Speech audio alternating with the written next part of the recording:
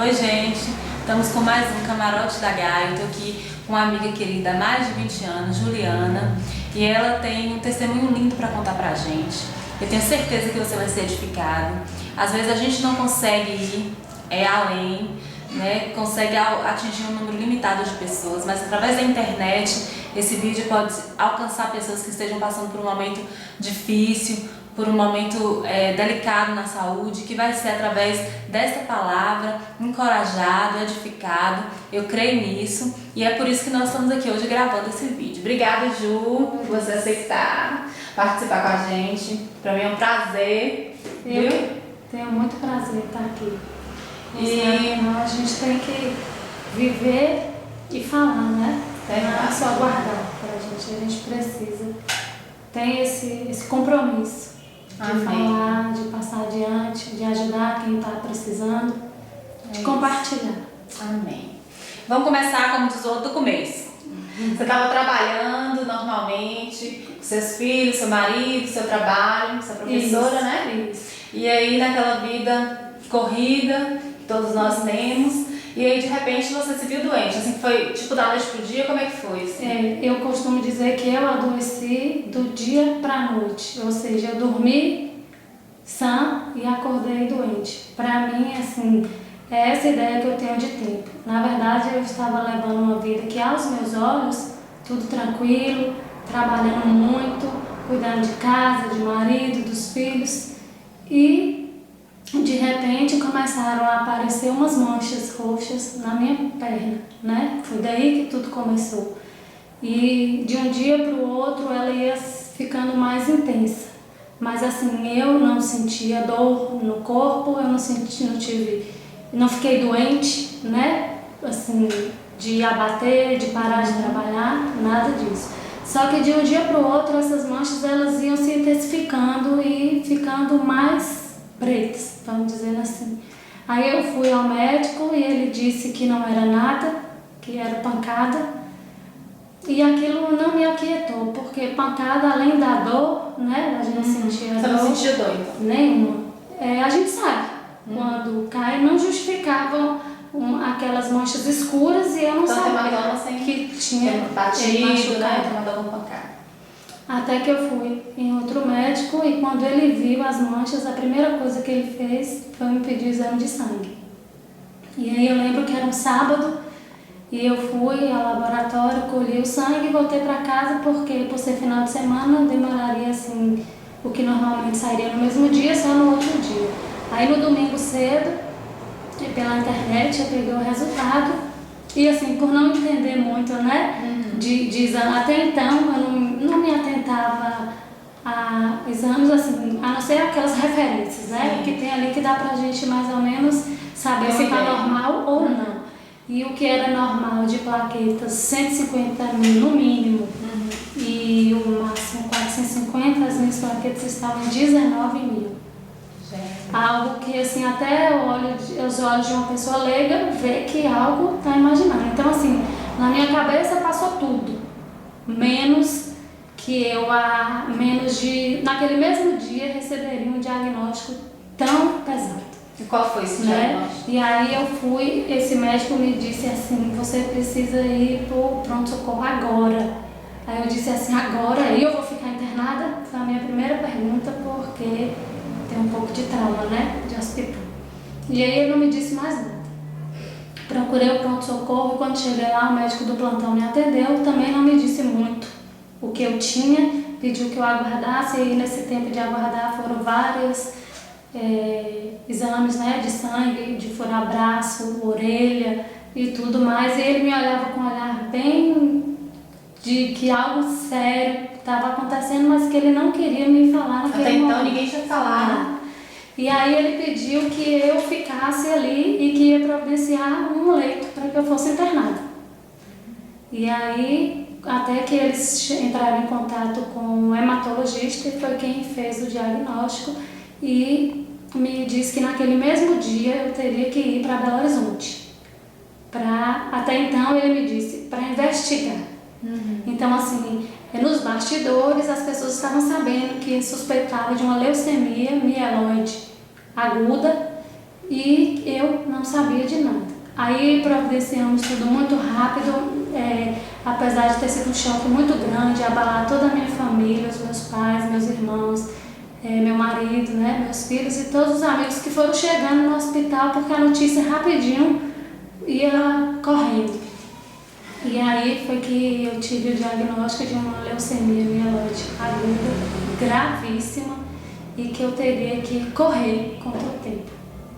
Então, de repente, sua vida foi parada. Exatamente, parou tudo, e na minha cabeça eu dizia, eu não posso ir para Belo Horizonte. Como eu vou para Belo Horizonte? A gente estava em outubro e assim, eu sou professora, né, com 2 escolas particulares e assim, Todos os compromissos, né? O ano quase que perto de encerrar, muitos compromissos de trabalho, e aos meus olhos eu não poderia me ausentar naquele momento das minhas atividades, né, do meu trabalho. Mas aí eu não tive opção, né? Eu imediatamente, a gente foi no outro dia, na segunda-feira de manhã, para Belo Horizonte. Outra coisa que, assim, aos nossos olhos, difícil, porque a gente estaria indo para uma cidade onde a gente não tinha ninguém, nem parente, nem amigo, nem um conhecido sequer. E para onde a gente ia? Então a gente foi assim de malas para um hospital. Saímos do aeroporto direto para o hospital e ali foi o nosso apoio. E a incerteza também, né? Sem saber o que vai acontecer, quem eu ia encontrar lá, o diagnóstico de fato que seria, né, dado lá no hospital, aquela dúvida. Mas eu quero dizer assim, que diante de tanta dúvida, uma única certeza eu tinha, que Deus estava no controle, que nada ia faltar, que Ele estava à minha frente, providenciando tudo, que aos meus olhos fosse impossível, para eu não temer. Você já tinha isso no seu coração? Tinha, porque no aeroporto, né, no momento de despedida, eu disse para uma pessoa, eu estou indo, não sei o que eu tenho, mas uma certeza eu tenho, eu volto. E eu vou testemunhar do amor de Deus, do cuidado de Deus. É o que você está fazendo hoje aqui, né? Que lindo, glória. E aí, assim foi. Chegamos em Belo Horizonte pelo pronto-socorro, né, de um hospital que foi indicado por um médico daqui. E aí, quando a gente chegou lá, disse que não, ela está muito bem, não precisa internar. Pois ela não tem nada, porque realmente quem me olhasse, aparentemente, fisicamente, não dizia o que eu tinha. Mas os meus exames falavam muito. E aí a médica me olhou, como que diz, eu não vou passar ela na frente de ninguém, ela não é prioridade, ela está muito bem. Aí o meu esposo foi, mostrou para ela os exames e disse que eu tinha vindo direto do hospital, que eu estava internada, e mostrou o relatório médico. Aí na mesma hora ela disse, meu Deus, ela precisa ser internada agora. Entendeu a gravidade? Então assim, não tinha vaga no hospital, me mandaram continuar no pronto-socorro, mas a mão de Deus começou a agir desde do momento que eu pisei em Belo Horizonte, porque até a noite apareceu uma vaga, Deus providenciou uma vaga e eu fiquei internada, e aí começou série de exames e o diagnóstico, e a gente correndo contra o tempo, porque para quem não sabe, as plaquetas, elas cuidam são os glóbulos vermelhos, né? Então assim, o sangue, quem está com as plaquetas baixas, o sangue não coagula, então o risco de uma hemorragia é muito grande. E se você perder, né, o sangue, que tem um corte, uma coisa que seja, é fatal. Então a gente precisava correr contra o tempo. E o que é mais assim, incrível é que o diagnóstico ele precisava ser fechado rápido para que fosse começado o tratamento, né? Para que o tratamento fosse iniciado com a medicação indicada para aquele caso, porque a leucemia ela tem 2 tipos, né? A mieloide e a linfóide. E no caso da mieloide ainda 7 subtipos, e cada uma é tratada de uma forma, como um tipo então, de medicação. Então tinha que saber logo exatamente do que se tratava. Então assim que eu fui internada, a gente começou os médicos começaram, né, a investigar muito exame, fiz um mielograma, que é a punção da medula, para colher o material e mandar para o laboratório. E aí a médica disse assim para mim, Juliana, a gente vai torcer para ser um um determinado tipo, porque ela é mais branda e o tratamento é melhor. Ela disse assim pra mim, tem 30% de chance de ser essa. Aí eu olhei bem pra ela e disse, pro meu Deus, seus 30% é 100%. E aí 2 dias se passaram e veio a confirmação de que era essa, uma mieloide M3. Então aí rapidamente começou com medicação muito forte, quimioterapia, porque assim, eu também quero falar aqui agora sobre a quimioterapia, porque isso é um mito muito grande, né? A palavra quimioterapia assusta. Já dá medo, né? Quando eu fui para Belo Horizonte, eu temia uma quimioterapia porque eu não sabia do que se tratava. E aí até isso Deus providenciou, que no meu caso foram 4 ciclos, mas assim, leves no sentido de dor física, embora medicações bem pesadas. E aí a gente começou a quimioterapia, que é como se estivesse tomando soro, né? E aí 4 ciclos, mas o que me chocava era cada surpresa que ia chegando. Como, por exemplo, a princípio era 30 dias de internação. Como é que eu ia ficar 30 dias em Belo Horizonte longe dos meus filhos, da minha família, né? E assim, Deus foi tratando tudo, tudo. O tempo até parece que abreviava, que passava rápido. Assim, embora muito doloroso esse tempo ficar longe, mas hoje quando eu olho, eu digo, meu Deus, graças a Deus, passou rápido. Então assim, esse tratamento me gerou 4 internações, 6 meses de tratamento, 2 infecções, uma hospitalar considerada muito grave, onde existiam 17 tipos de antibióticos e ela era resistente a 15. Meu Deus. Aí o meu esposo foi chamado pelo médico e disse assim, Lúcio, a gente tem 17 para testar. 15 eu já lhe digo que essa bactéria ela é resistente. Vamos testar os 2. O que nos resta é esses 2. E aí quando começaram com um desses 2, para a honra e glória do Senhor, a infecção foi combatida e aí eu fui melhorando, me recuperando da quimioterapia.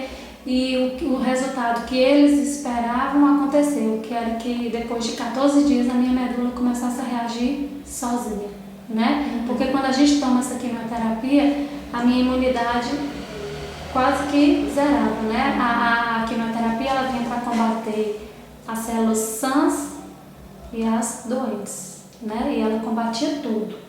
E aí eu ficava com a imunidade bem pouca, baixa, né? Muito risco de infecção. E aí depois de 15 dias de cada ciclo de quimioterapia, a minha medula ia reagindo sozinha. Ela ia voltando a funcionar por ela mesma. E depois eu tive uma infecção no pulmão, onde eu tive 30 dias corridos de febre, muita febre, nada passava, nada aliviava. E os médicos também não sabiam mais o que fazer, porque a tudo que estava ao alcance deles, eles já estava sendo feito, até que um dia eles resolveram me levar para o centro cirúrgico para investigar melhor. E aí me deram uma sedação e fizeram um exame no pulmão. E aí descobriram que eu tinha uma infecção de fúngica no pulmão. E aí entrou com medicação pesada.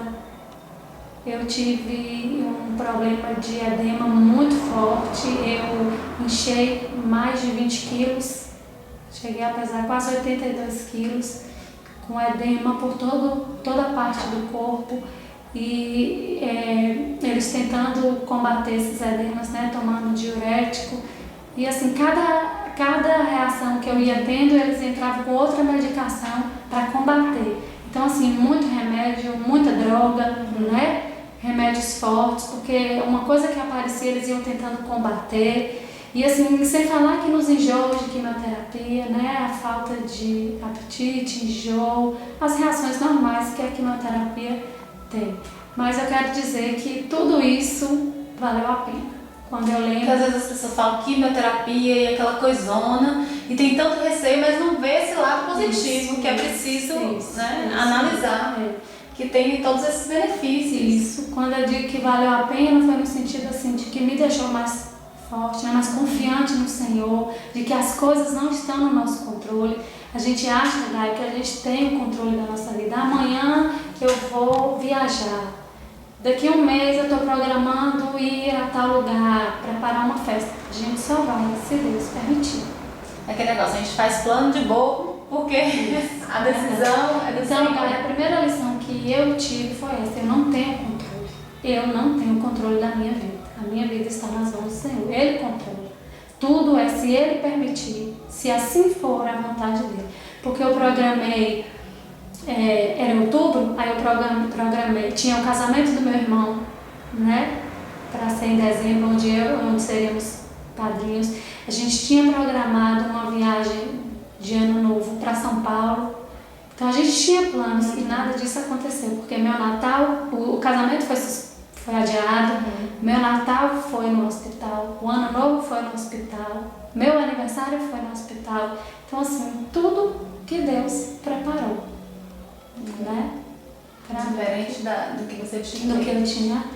Eu falei com você por telefone e eu mesmo ficava impressionada porque você mesmo vivendo, né, todo esse, digamos, drama, né? Você sempre tentava demonstrar força, né, coragem. De onde vinha, né, essa só certeza que tudo ia ficar bem? Porque era essa sensação que a gente tinha quando falava com você. Eu não vou, assim, negar, né, que às vezes vinha um momento de fraqueza, de a gente ficar um pouco abatida, mas isso era pouco.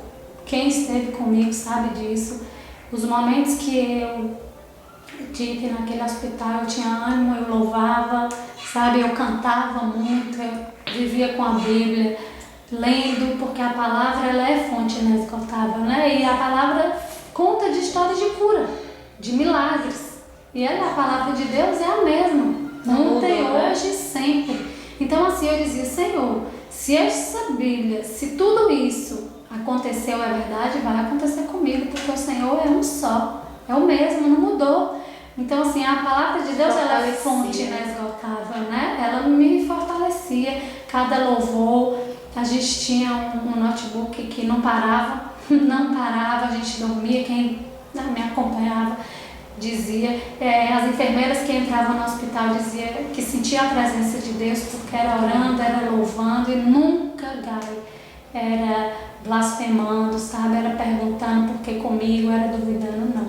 Eu aceitei que era o tempo de Deus na minha vida e que alguma coisa ali naquele momento Ele faria em minha vida, né? Uma vez, até em uma das vezes que você foi comigo na casa do meu pai, a gente orou por ele, ministrou também cura e tal, você falava pra ele: tio, existe uma Juliana antes e uma Juliana depois, né?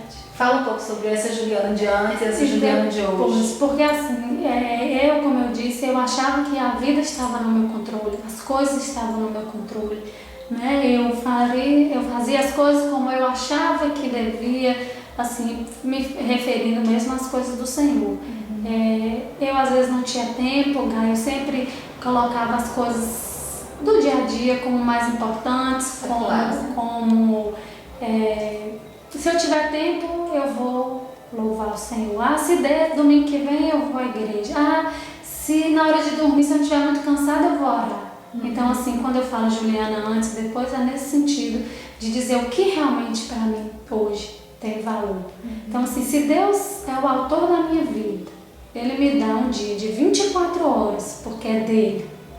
Como é que eu, durante o dia, não tenho tempo para Ele? Né? Então, assim, diante de tudo isso, uma Juliana antes e depois, que eu digo, a disciplina nesse sentido, né? Uma cura espiritual, de dizer que realmente aquilo que tem valor, aquilo que importa, aquilo que a gente tem que fazer do melhor para a gente buscar em primeiro lugar o reino de Deus. Todas as outras coisas serão acrescentadas. Trabalho, né? Passeio, lazer, tudo isso são as outras coisas, né? Então, em primeiro lugar, o reino de Deus.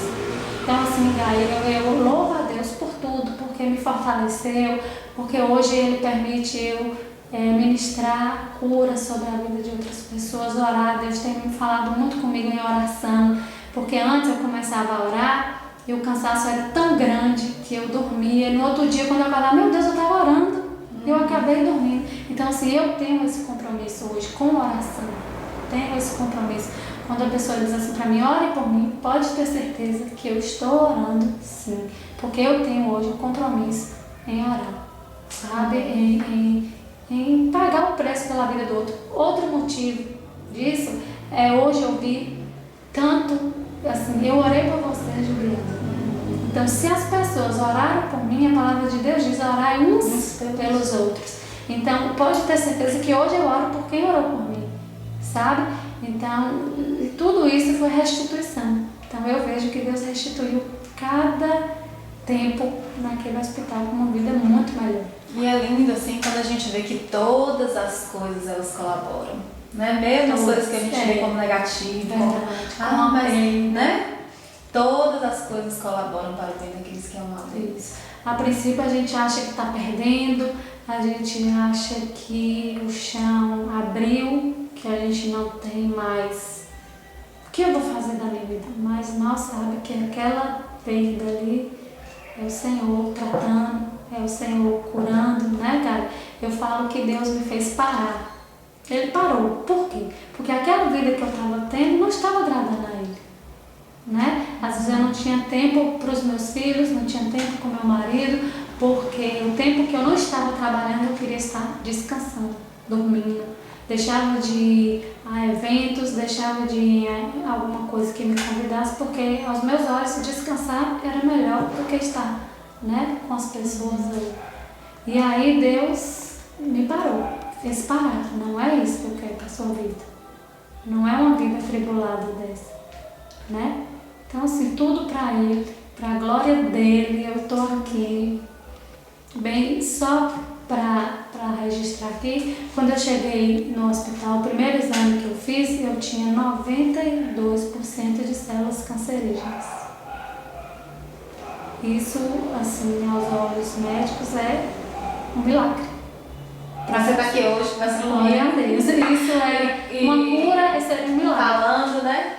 Um dia o médico chegou a chamar Lúcio e dizer que era Deus, que era muito grave.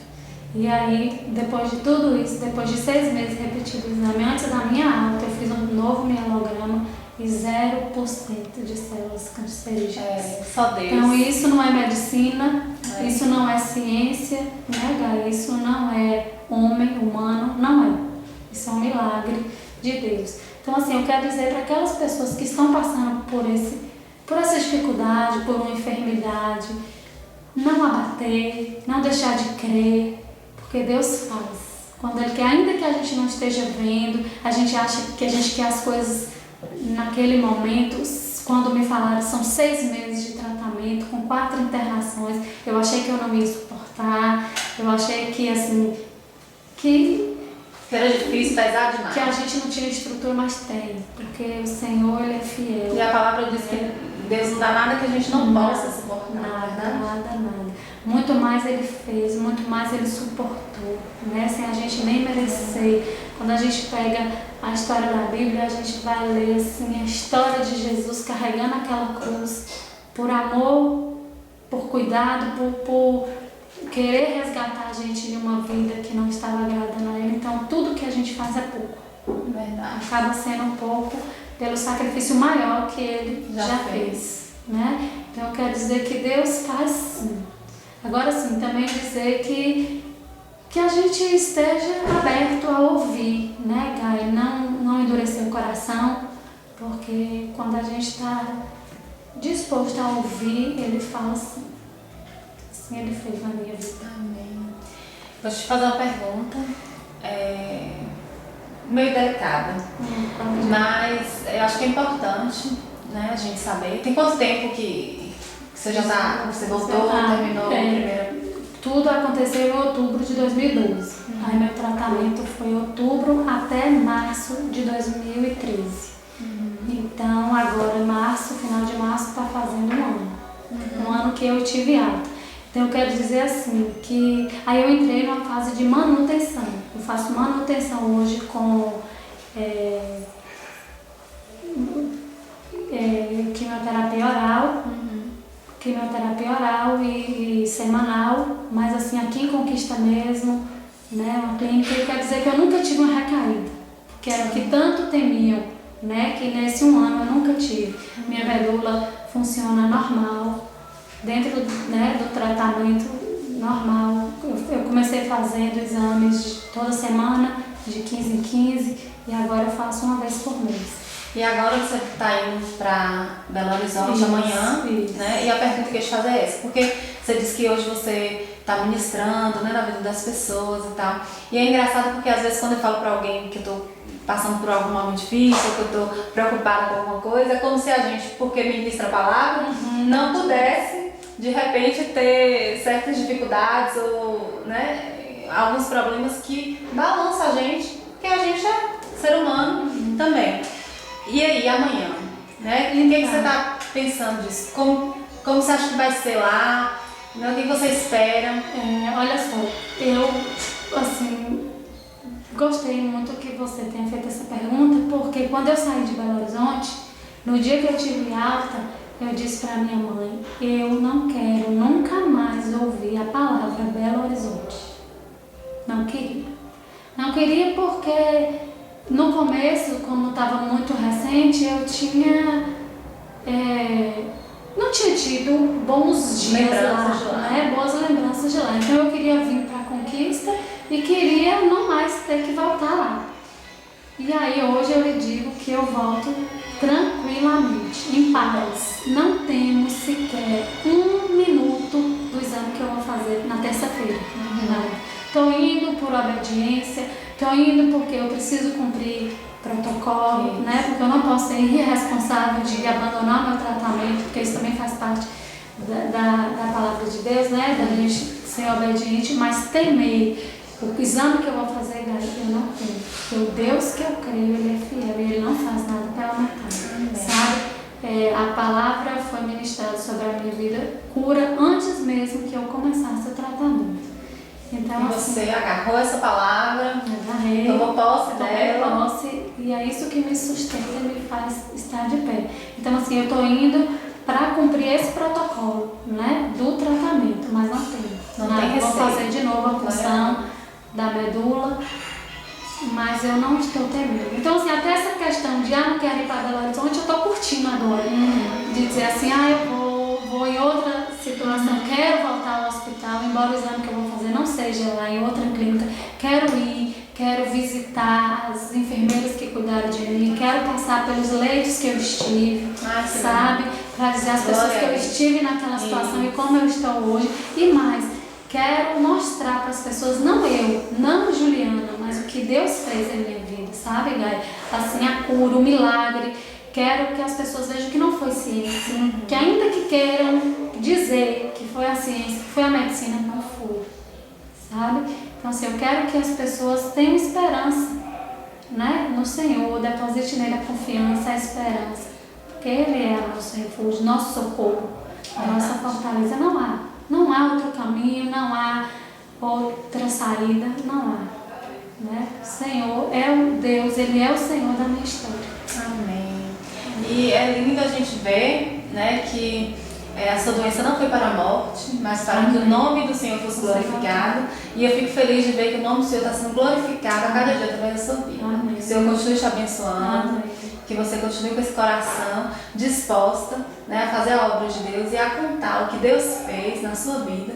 Porque é lindo, eu acho que a gente só tem mesmo que agradecer ao Senhor e continuar crendo que não acontecia só, né, nos tempos de Jesus ou só o que está lá na Bíblia. Deus continua fazendo. E hoje Ele muitas vezes precisa de pessoas dispostas a dizer isso, né? Deus me curou, e propagar essa palavra e levar isso para os outros e ministrar, né, a cura. Deus precisa nos usar para que essas coisas continuem acontecendo. A palavra diz que a gente pode fazer ainda coisas maiores, não é?